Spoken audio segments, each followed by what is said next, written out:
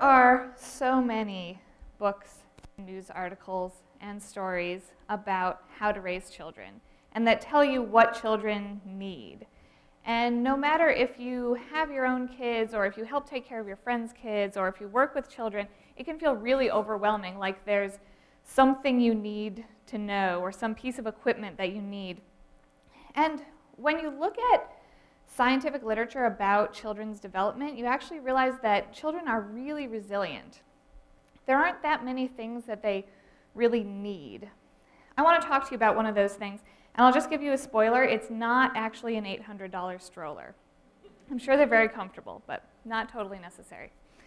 So when we think about sort of basic survival, that children, children need food, right? Nutritious food. Children need a place to stay, whatever that means to them to sort of feel safe. Children need to be hugged. What you might not think as much about is that children need language. Language is this symbol system that we use to express ourselves and to communicate with one another. And so I want to talk to you about sort of what children need to get that. Language develops in an interesting way. I think it's really fascinating because it's a little different than some of the other skills we think of children gaining in early years. Let's take math, for instance. If I were to take a math worksheet and put it in front of a kid every day for 4 years, but never actually sit down and teach them what the symbols mean and like strategies for solving the problem, that child wouldn't know math at the end of 4 years, right? But if you think about what we do with language, we actually take in language in this way where from birth, we just are babbling, making little sounds, responding to noises, and we go all the way up to sort of creating these sentences that have to do with our thoughts and feelings, abstract concepts, without having anyone sit down and teach us like what the rules are and how to do that. So what do children need to do this? Well, first of all, they need to be surrounded by language. Children need to be surrounded by language even before they are truly able to fully comprehend and produce as much language as we might think. So even when they're quite young babies. There is some interesting research that you may have heard about just recently. There have been a lot of articles in the press about this 30 million word gap. I don't know if you've heard about this, but it comes from some research that shows that children in high-income homes, by the time they're 3, have heard 30 million more words than children from low-income homes. There we go. You can see all these babies, right, getting language input. And again, too young to really sort of have that interaction, right? They're not actually producing big sentences yet. So let me show you the research where this comes from. So in 1995, Betty Hart and Todd Risley published a book, and they had put research assistants into the homes of 42 different families across a spectrum of socioeconomic status, and recorded, used tape recorders, clipboards, whatever, recorded everything the children were hearing and what they were producing. On the left here we have this graph that shows the total number of words that were addressed to children in these homes. So the top dashed line is high-income families. These are professionals and academics. Mid to low is that dotted line there, and then the solid line are families who are on welfare at the time of the study. And so the y-axis here is actually in millions. There's 50 million words that children in high-income homes are hearing by the time they're 4, as opposed to the lower-income families. So next question, of course, is, does that matter, right? So, okay, we have this large quantity of language. Is that doing something for the child? So the other graph here actually shows you the number of words that the child knows and is producing themselves. So, the beginning of the graph here, 10 or 12 months old, we're all just saying like 1 or 2 words. But then you see that high SES line really takes off steeply, right, as compared to the other SES categories. So yes, it does matter. And it's pretty troubling. And there's some organizations that have around the country that have just recently been trying to think about ways of educating families and parents as to the importance of language even before children seem to be able to sort of comprehend and produce language themselves. When these articles have been coming out, and I have to say, for me and some of the other people who study language development, we were kind of thinking, we've known about this for like 20 years. This is not a new book. What's kind of going on right now that's making this a big issue? Of course, it should be addressed, but what's happening right now? I think it's a technological advance that actually doesn't seem at all related to child language, and that's just the size and like cost of digital storage. So if you think about the difference between research that's being done in the late 80s and early 90s, where they honestly had to have someone sitting in the corner of someone's home with a tape recorder, like making sure the tape didn't run out and then go back and type it all up. Well, now we have recorders. The Lena Corporation has made a recorder that's like not much bigger than this, that can record, like a day's worth of audio. You can literally stick it into a kid's pocket and send them on their way and get this totally naturalistic sample of their language behavior. And so we're able to ask a lot of questions sort of more efficiently than we were in the past. So let's think again about these, what else is going on in these interactions between parents and children. We know that children need a large quantity of language, right? There's also some interesting things about the quality of language that are important. So look at these pictures and think about what it might sound like in any of these scenes for a second. These parents are probably not talking the way that I am, right? It would sound weird if they were. They're probably talking kind of high-pitched. Their voice is going up and down. They've got sort of longer vowels in their words. They're probably emphasizing and pausing in different places than you would when you're speaking to an adult. We call this infant-directed speech. It used to be called motherese, like it was a special mother language, and then we realized that pretty much anyone does it when you put a baby in front of them, so it's called infant-directed speech now.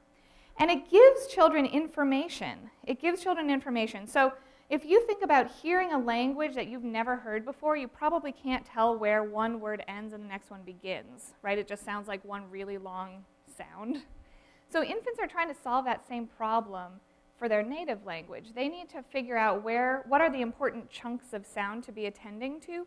There seem to be a lot of processes that are helping them do that, but one of them is this idea that pausing and emphasizing different aspects of the word seems to be really helpful, and they get some of that from infant-directed speech.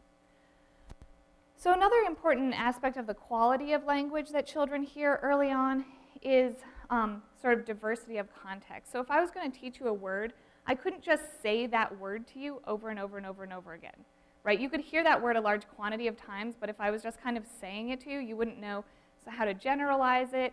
You wouldn't know how to use it in a sentence yourself if you hadn't heard it in other kinds of sentences. So children need to hear words not only a large number of times, but in sort of a diversity of sentence contexts and situational contexts. So we know that children need quantity, they need quality. Another thing you'll notice about these pictures is that the children and parents are sharing an attentional moment, right? They're sharing a communication moment here. They're either looking at each other, they're trying to get the other one to look at something that they want to see. They're somehow sharing attention. And the way that we've discovered this is a really important aspect of learning language is by studying children who have particular trouble sharing attention.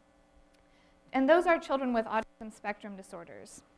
Children with autism are diagnosed based on various cues about social and communication interactions. And one of those cues is this difficulty in sharing attention with someone, making eye contact, like following, pointing behaviors and things like that. In a study that I've done with Letty Nagels and Deb Fine and other colleagues at the University of Connecticut, we followed a group of children with autism over a couple years, looking at how much time they spent sharing attention with their parents and how many different words they knew. This graph shows the number of different words that the solid lines are typically developing children, and the dotted lines are children with autism. The lighter dotted line here shows children with autism who spend relatively little time sharing attention with their parents, and the darker line is children who spend relatively more time. Still not the same as a typically developing child, but relatively more. And you'll see that they literally just produce more words. I mean, this has an effect. Unfortunately, I don't have an answer as to how to get children with autism to share more attention, to sort of spend more time in this joint attention state, but I'm hopeful that research like this kind of points to the importance of that element of the social experience and can inform therapies and interventions in the future. Another group of children who have kind of an interesting idiosyncratic experience with early language are children who are deaf and growing up around people who are hearing. There's a close research collaboration between psychologists and linguists in the US and the deaf community in Nicaragua in Central America. And there's a couple lines of research that I want to tell you about that comes out of that. One has to do with looking at individual deaf people who have grown up in a village and family where they're the only person who can't hear. And there are several of these individuals who've sort of agreed to be in this research as adults. This man on the right here is deaf. His mother is in the middle, and a researcher, Marie Coppola, is analyzing his gestures. His mother is hearing. And they have grown up using these kind of personalized gesture systems to communicate with their families because they don't know sign language. They haven't learned sign language. Now, these individuals seem to live kind of like relatively normal social lives, right? I mean, they're isolated by geography and economic pressures. It's not, they're not sort of different than the rest of their community in that way. But, you know, they have jobs, relationships, get along with their families or not, the same way that any of us do. And so these researchers have looked at the gestures thinking, have they made up their own language? And in some ways it seems like they have, but then in others, when you analyze some of the gestures that he makes, they don't seem very language-like. And there's two ways that's evident. One is the specificity of what he can tell, gesture, to his mother, for instance. So he and his mom have been communicating literally his whole life. But if you show him a picture and get him to tell his mom what that picture is, and she has like 4 pictures that could be the options of what he's telling her, she's actually not that good at picking the right one. The other finding that's a bit troubling about this particular group of individuals is that when you do numerical reasoning studies, you realize that above about the number 3 or 4, they really can't count.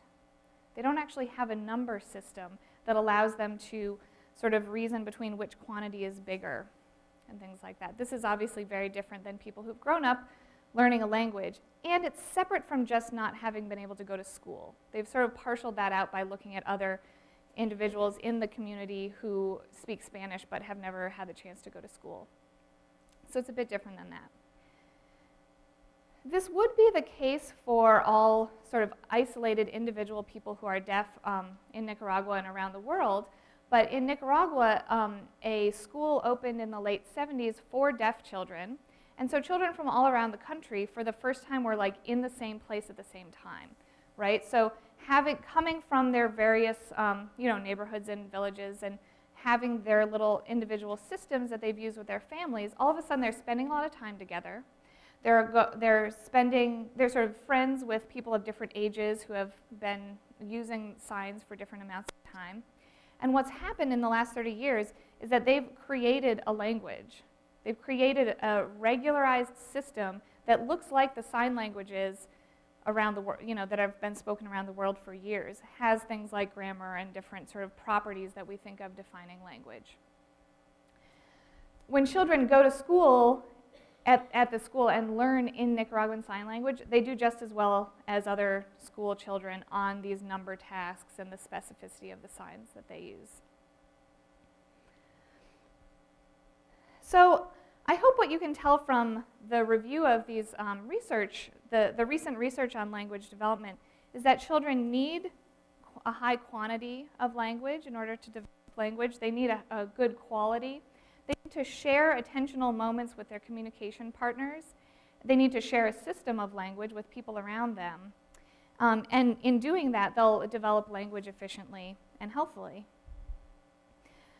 This is not something you can buy for a child, right? This is something that any of you can do. And I'm not talking about being the grammar police, right? Leave your participles dangling and split your infinitives, whatever. Just talk to children.